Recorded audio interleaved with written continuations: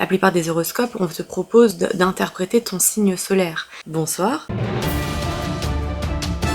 Ce soir, je vais t'apprendre comment je lis les horoscopes de manière dynamique et avec un œil averti. Avant de pouvoir commencer à montrer comment je fais pour lire les horoscopes, il va falloir déjà parler thème astral. Qu'est-ce qu'un thème astral? C'est la carte du ciel à l'instant T où tu es né. C'est-à-dire que si tu es né au moment où le soleil se trouve dans la constellation du Sagittaire, alors on dira de toi que tu es du signe du Sagittaire. Le thème astral va regrouper toutes les planètes et nous dire dans quelle constellation elles se trouvaient au moment de ta naissance. Pour obtenir ce thème astral, tu peux aller sur Google et taper thème astral. Une fois que tu as récupéré les informations pour savoir où est ton soleil, où est Mars, où est Vénus, où est Jupiter, où est Pluton, dans quelle constellation se trouvent tes planètes sur ton thème astral, tu vas pouvoir commencer à profiter des informations qui arrivent dans cette vidéo. Pour lire un horoscope d'une manière intéressante, il ne suffit pas d'aller regarder son signe solaire, parce que ton signe solaire indique certaines choses, mais il y a aussi les autres planètes, qui elles indiquent d'autres choses, notamment sur la vie professionnelle, sur la communication, sur les rencontres. Et toutes ces planètes, aujourd'hui je vais t'apprendre à quoi elles correspondent, pour te permettre de pouvoir lire le signe dans lequel elles se trouvent, en rapport avec le sujet qui t'intéresse. On y va, je vais te dire ce que tu cherches et comment le trouver.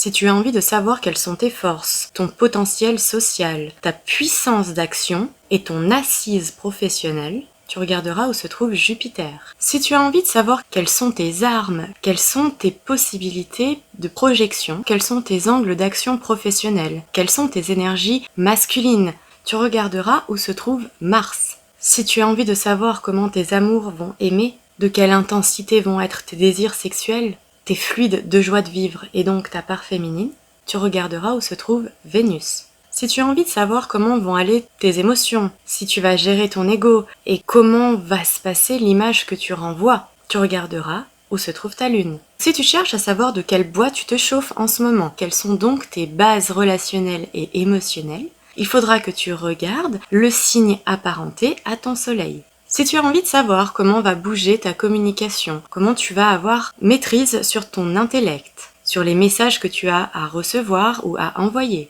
tu regarderas où se trouve Mercure.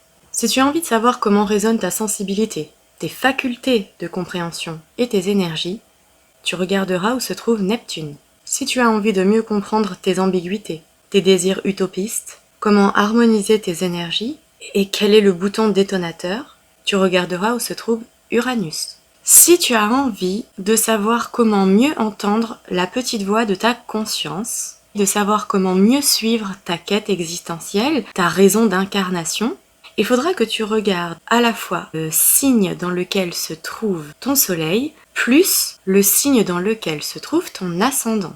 Si tu as envie de savoir où tu en es sur le droit chemin et sur ce long parcours qui demande de l'accroissement personnel et des sevrages, de maîtriser sa ténacité, de se transformer, de s'accomplir, tu regarderas où se trouve Saturne.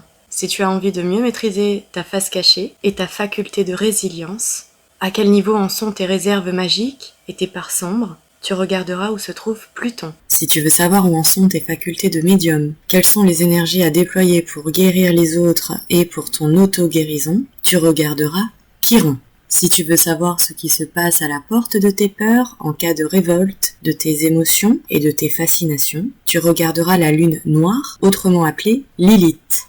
Si tu as envie de comprendre de quel monde tu viens, tu regarderas ton nœud sud. Et si tu as envie de comprendre vers quel monde tu vas, tu regarderas ton nœud nord.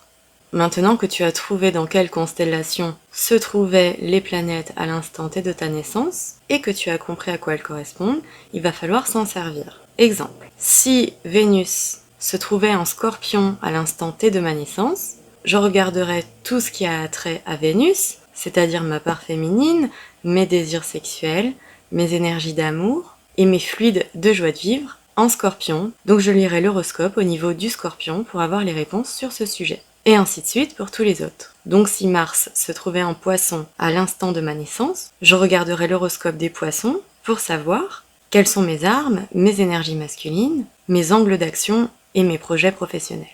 Et ainsi de suite. Si tu as envie d'avoir un compte-rendu écrit, tu peux me le commander. Toutes les informations sont dans la description. Voilà, ce tutoriel est terminé. J'espère qu'il a été clair. J'espère que ça vous a plu. Bye bye. Bonus de fin de vidéo.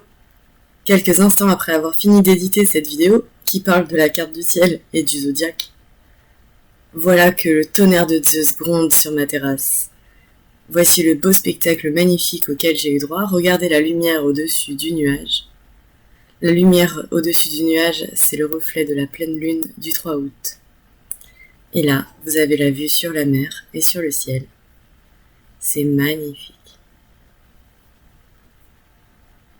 Tonnerre de Zeus.